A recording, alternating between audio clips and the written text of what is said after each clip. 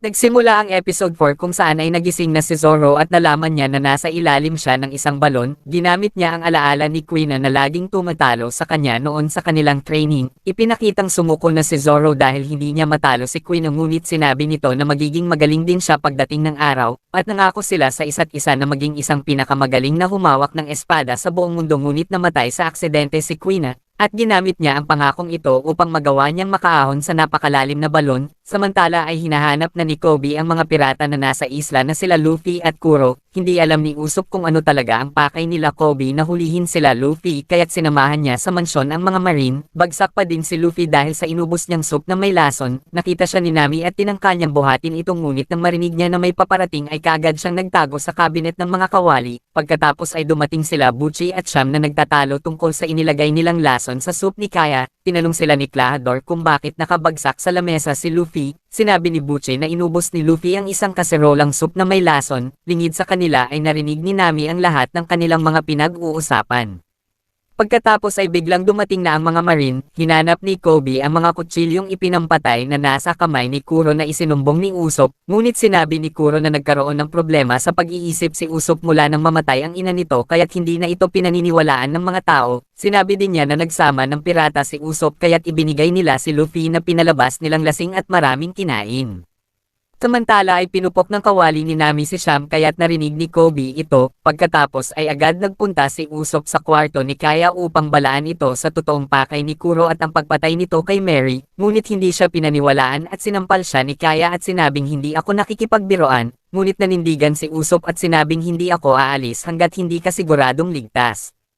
Samantala pagkaalis ng mga marine ay inutusan ni Kuro si Butchie na ibaba na ang security ng buong mansyon upang makulong at patayin sila Kaya. Pagkatapos ay sinabi ni Nami ang lahat ng kanyang narinig kay Kaya na nilalason siya unti-unti ng mga pirata upang makamkam ang kanyang mga kayamanan, kaya't naniwala na si Kaya sa kanya at dumaan sila sa isang lihim na daanan sa likod ng pader.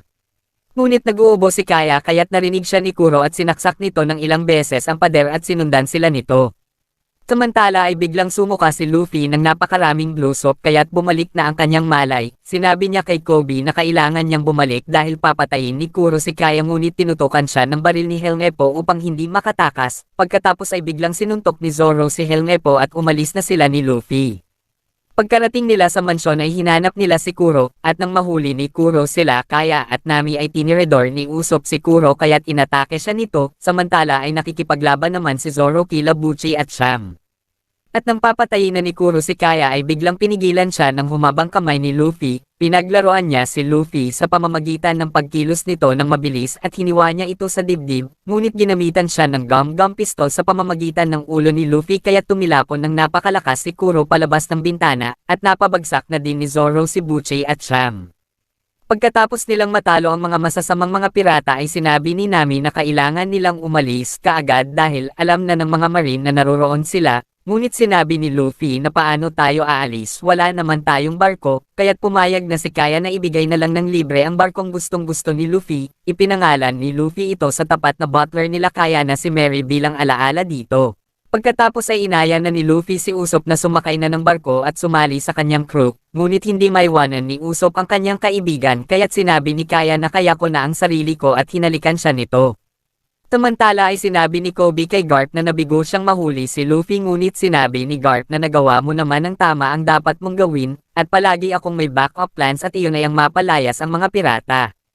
Naglayag na sila Luffy sa malawak na karagatan, ngunit biglang may umatake sa kanila, at nang tingnan ni Luffy sa telescope ay laking gulat niya sa kanyang nakita at sinabi niyang Grandpa, at napasabi din ng Grandpa ang tatlo.